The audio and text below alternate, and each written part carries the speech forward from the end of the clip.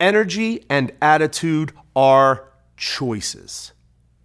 Energy and attitude are choices. There's no way to stress this emphatically enough. There's no way to be redundant enough with this. Energy and attitude are choices. It's a choice to be low energy consistently. It's a choice to have a bad attitude consistently. And I'm not talking about being jet lagged or being tired because your 2-month-old baby keeps you up all night. I'm not talking about being sick or hungover or whatever the reasons the ebbs and flows in life make us tired. I'm talking about how you comport yourself on a day-to-day basis and how people perceive you, i.e. your brand. It's a choice how you create your brand, and energy and attitude have to be part of the choices of this.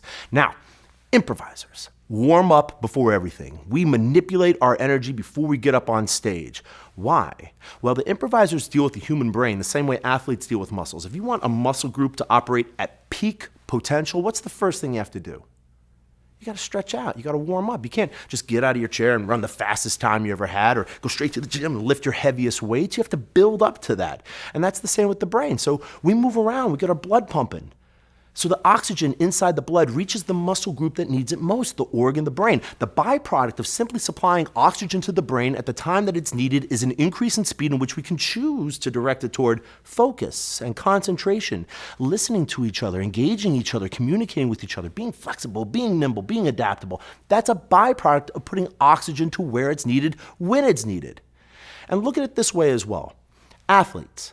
Before competitions, do you think they're shooting out 20 emails and they go running out on the field? I'm ready to play the game. They're listening. They're focused. They got the Beats by Dre on. They're visualizing what's going on. They're thinking about their team. They're thinking about themselves. They're connecting with each other. And that's what we have to do before we go into engagements. We have to take time to be mentally and physically ready to perform at the top of our intelligence at a very high level, and it's a choice. It's a choice to do this. And look at it this way as well. In our never-ending winter of 2018, how many times did you check the weather? Daily? Weekly? A couple times a week? You know, if you lived on the East Coast or in the Midwest, you're probably checking it every day, if not a couple times a day. What if you took that same amount of time that you would spend checking the weather and put it on yourself? Where's your energy? Where's your attitude? Are you ready to go into this engagement with these key stakeholders?